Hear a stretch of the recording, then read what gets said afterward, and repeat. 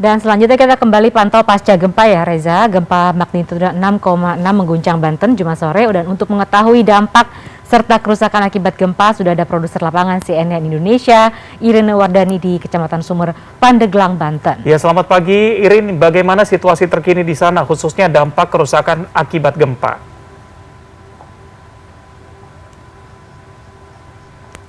Selamat pagi Reza dan Lia.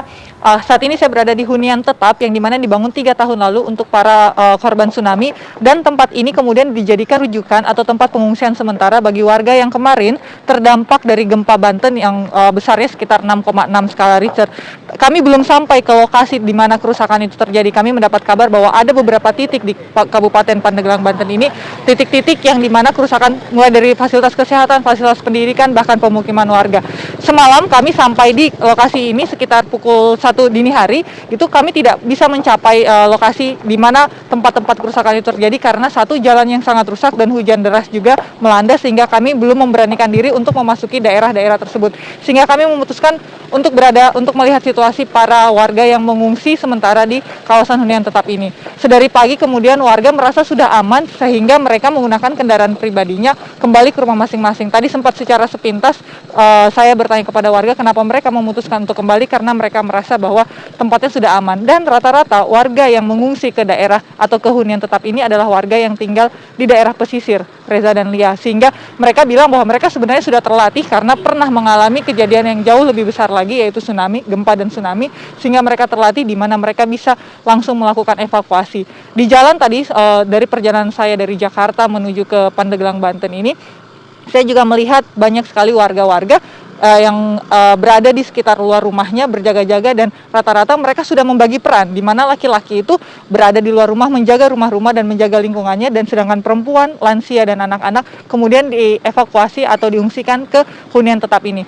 Di hunian tetap ini tidak hanya warga yang mengungsi dari warga pesisir, tapi juga adalah warga korban tsunami 3 tahun lalu. Kalau dilihat Reza dan Lia, bangunannya sudah cukup bagus sehingga di luar bayangannya kita bahwa tempat pengungsian untuk warga yang terdampak gempa itu adalah barak-barak atau tenda-tenda besar. Tapi ketika saya melihat tempat ini dari semalam juga kami berada di sini, tempat ini sudah cukup layak sekali, di mana sanitasinya juga sudah berada masing-masing di dalam rumah, sehingga keluarga yang mengungsi di sini bisa tidak tercampur dengan keluarga lain, apalagi di masa pandemi ini, sehingga mereka bisa menjaga protokol kesehatannya, Reza dan Lia.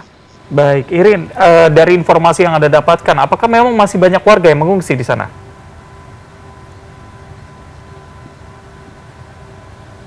Ya, Reza dan Lia, kalau jumlah warga sebenarnya yang mengungsi kami belum dapat data yang jelas. Dari tadi pagi juga, dari semalam juga kami sudah mencoba menghubungi beberapa pihak, mereka masih melakukan pendataan. Tapi kalau dari jumlah rumah atau tempat-tempat yang mengalami kerusakan, fasilitas pendidikan, ada di sekitar 23 kecamatan yang mengalami kerusakan. Dan baru nanti kami akan diajak oleh pemerintah setempat itu berkunjung ke tempat-tempat atau mendatangi tempat-tempat yang mengalami kerusakan parah, salah satunya di daerah Tanjung Jaya, di mana kami mendapat kabar di tempat situ adalah tempat yang paling terdampak. Kalau jumlah yang mengungsi sendiri di sini sebenarnya tidak banyak. Jumlahnya sekitar ada 23 kakak yang mengungsi di sini. Itu baru kabar sementara yang kami dapat, dan itu juga baru dari kabar dari para warga yang sudah mau kembali ke rumahnya masing-masing dari subuh tadi.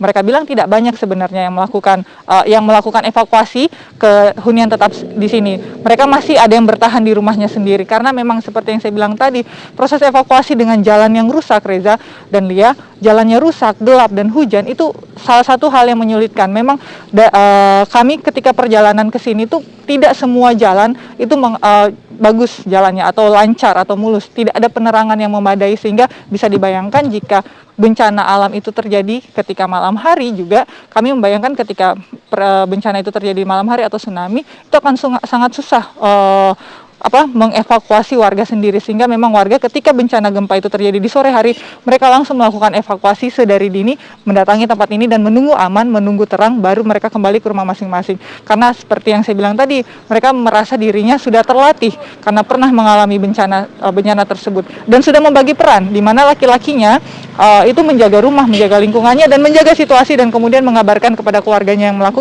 yang ada di hunian tetap ini yang sedang mengevakuasi diri, mengatakan bahwa sudah aman dan bisa kembali. Dan tadi ada beberapa kepala keluarga kemudian menjemput keluarganya dengan menggunakan kendaraan pribadi dan mereka kembali ke rumah untuk membereskan rumahnya. Seperti itu Reza dan Lia. Baik, Irin Wardani melaporkan dari Pandeglang, Banten. Terima kasih atas laporan Anda. Selamat kembali bertugas dan selalu berhati-hati.